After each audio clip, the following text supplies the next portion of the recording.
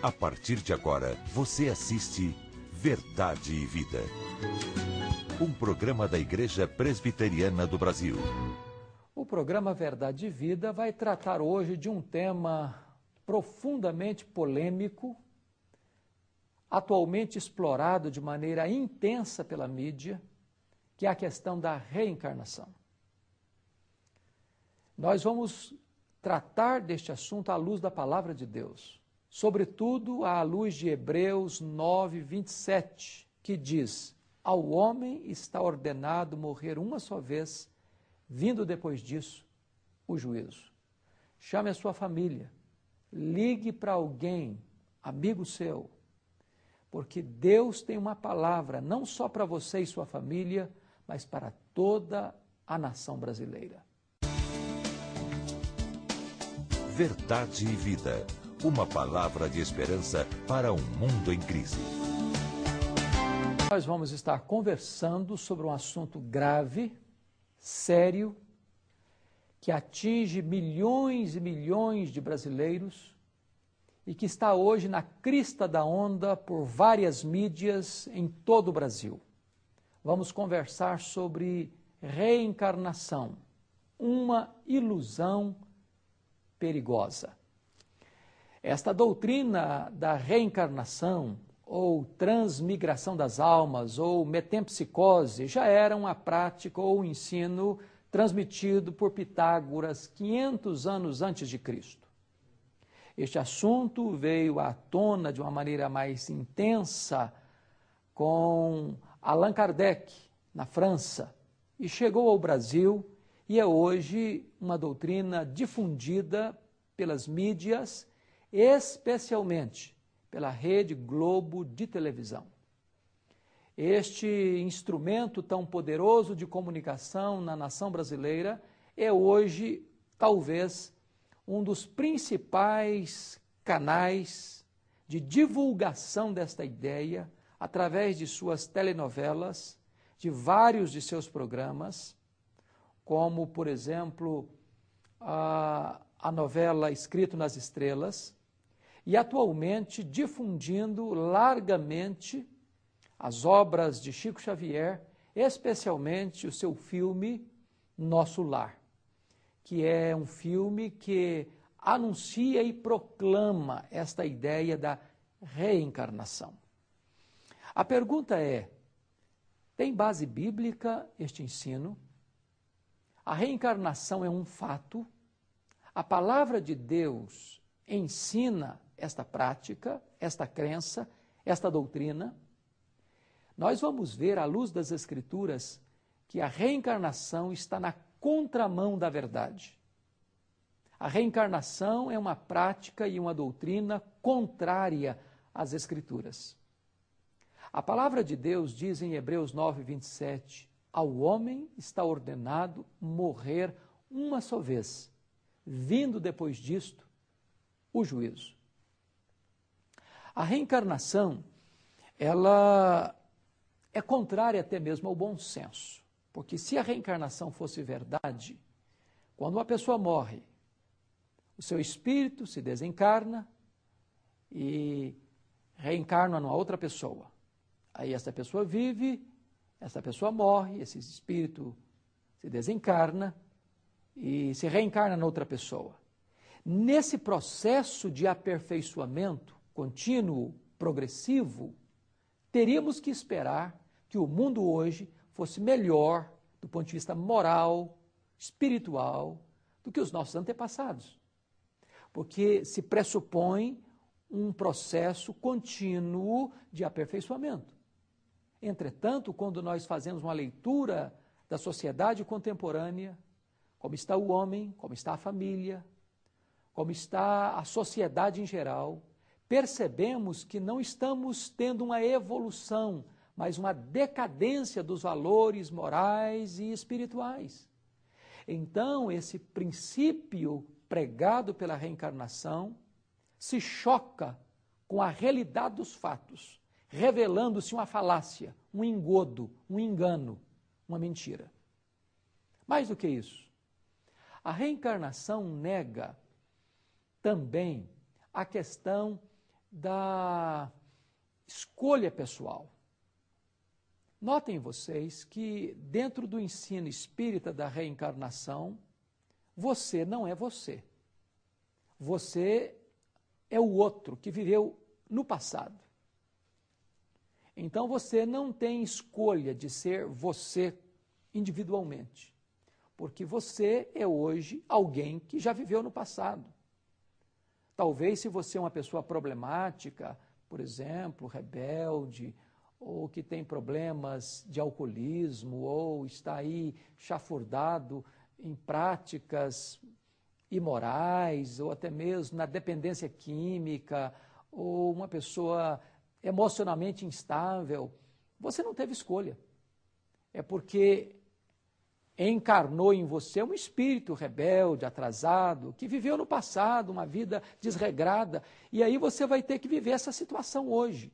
Significa que você não tem independência, não tem escolha, não é livre para ser quem você precisa ser, quem de fato você é. A doutrina da reencarnação nega esta liberdade pessoal. Atinge de cheio a essência do ser humano, que é a escolha pessoal de ser quem você quer ser. Mais do que isso, a doutrina da reencarnação, negando a liberdade pessoal, nega também a responsabilidade moral. Ora, se eu sou hoje fruto de uma reencarnação, de um espírito atrasado, que viveu uma vida talvez violenta, ou devassa, ou impura no passado, e hoje eu tenho que viver esta realidade para purgar esses pecados, significa que se eu recebi um destino imposto, categórico, imutável, intransferível, então não faz sentido eu falar de responsabilidade moral.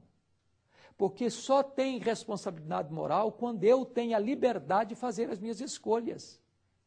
Desta maneira, esta imposição de um destino que é lavrado para a pessoa, porque reencarnou-se nele um espírito atrasado, é por isso que ele é desse jeito. Ele não tem culpa, ele não tem responsabilidade, porque ele não teve escolhas.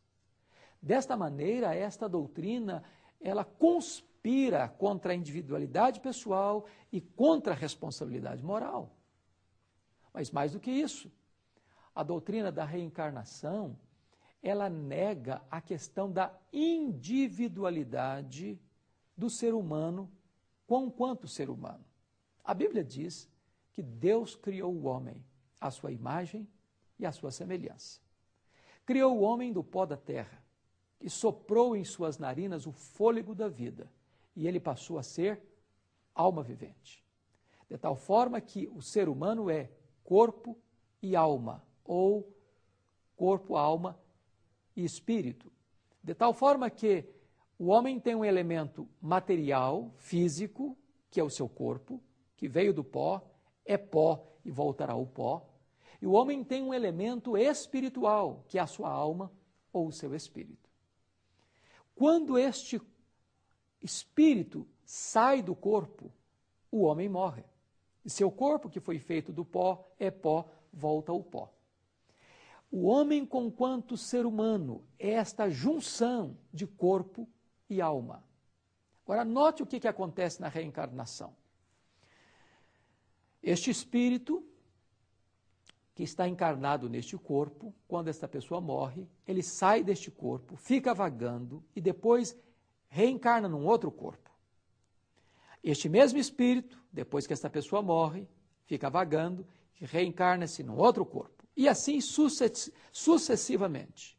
Note você que o mesmo espírito vai habitar em vários corpos diferentes. Onde está a essência do ser humano, que é corpo e alma? Como é que fica no final, na ressurreição? Vai sobrar corpos. Não vai existir esta adequação, esta conjugação criada por Deus de corpo e alma. A doutrina da reencarnação nega esta essência fundamental do ser humano, que é um ser físico e espiritual. E desta forma, esta doutrina da reencarnação está na contramão da palavra de Deus, da verdade de Deus. Mais do que isso, imagine agora como é que fica nesta questão diante do juízo de Deus, onde a Bíblia diz que quando o Senhor Jesus instaurar o seu tribunal, o seu trono branco, está lá em Apocalipse, capítulo 20, versículos 11 a 15, que os mortos vão ressuscitar, os grandes e os pequenos. O mar vai dar e entregar os seus mortos, ou seja, as pessoas que morreram afogadas também vão ressuscitar. E a Bíblia diz que todos vão comparecer perante o tribunal de Deus e vão ser julgados segundo as suas obras. E diz a Bíblia que um outro livro vai ser aberto, o livro da vida. E se alguém não foi encontrado no livro da vida, esse vai ser lançado no lago do fogo. Como é que vai ser? Se um mesmo Espírito se incorporou em vários corpos, como é que esses corpos vão ressuscitar? Um corpo sem a alma não tem vida. Para que chegue diante do tribunal de Deus, é o mesmo Espírito, no mesmo corpo. Porque aquele Espírito não morre, porque o Espírito é imortal. Esse Espírito está, depois da morte, ou no céu, ou no inferno. Ou na bem-aventurança eterna, ou no tormento eterno. No dia da ressurreição, esse Espírito vai se unir a este corpo ressurreto e vai comparecer perante o tribunal de Deus. Mas na reencarnação isso fica completamente prejudicado. Por quê? Porque um mesmo Espírito habitou em vários corpos. E então o princípio da verdade de Deus fica prejudicado dentro desta doutrina da reencarnação. Mas mais, a doutrina da reencarnação nega por completo a obra da graça de Deus. Porque na doutrina da reencarnação, é o homem que se salva, é o homem que se purifica, é o homem que se livra dessas mazelas dos seus espíritos antepassados. E então as reencarnações vão se sucedendo e vão se repetindo e se repetindo, até que o homem chegue a um estágio de purificação. E eu pergunto, o que é que Jesus Cristo veio fazer então?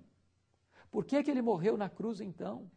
Por que é que Deus enviou o seu único filho para vir a este mundo, se fazer carne, se humilhar, ser cuspido, ser esbordoado, ser zombado, ser entregue nas mãos dos pecadores, ser pregado numa cruz, ser sepultado? Para quê? Para ser apenas um espírito iluminado? Para ser apenas um mestre do bem? Absolutamente não. A palavra de Deus diz que a Bíblia nos ensina isso, que Jesus Cristo veio ao mundo como nosso representante, como nosso fiador, como nosso substituto. Ele veio ao mundo como redentor, ele morreu pelos nossos pecados, como diz a Escritura. E a Bíblia diz então que Jesus Cristo é quem nos salva, não somos nós que nos salvamos a nós mesmos. Nós não somos salvos pelo sacrifício, pelas obras, pelos méritos, pela religiosidade, pela reencarnação. Nós somos salvos pelo sangue de Jesus, pelo sacrifício remidor de Jesus Cristo na cruz do Calvário. A reencarnação nega por completo a divindade de Jesus Cristo, o sacrifício expiatório de Jesus Cristo, a eficácia da morte de Jesus Cristo, o poder que há no sangue de Jesus para nos limpar e nos purificar de todo o pecado. A doutrina da reencarnação contradiz a Bíblia, nega a Bíblia e contraria completamente o plano da redenção que há em Cristo Jesus, nosso Senhor. Nós não podemos ser chamados de cristãos e, ao mesmo tempo, crermos na reencarnação. Crer na reencarnação significa negar o cristianismo, significa negar a palavra de Deus, significa negar o efeito da cruz de Cristo, significa rejeitar toda a obra de Deus em Cristo Jesus para a nossa salvação. Precisamos alertar a nação brasileira, porque hoje está se fazendo apologia desta doutrina. E hoje o meio mais poderoso, talvez, de comunicação de massa no Brasil, a Rede Globo de televisão, tem sido este maior instrumento na divulgação dessas ideias. E nós precisamos alertar a nação brasileira para se voltar para a Bíblia, para se voltar para as Escrituras, para se voltar para o cristianismo puro e simples, para se voltar para Jesus, aquele que veio ao mundo como nosso Redentor e morreu na cruz para nos salvar e nos dar a vida eterna.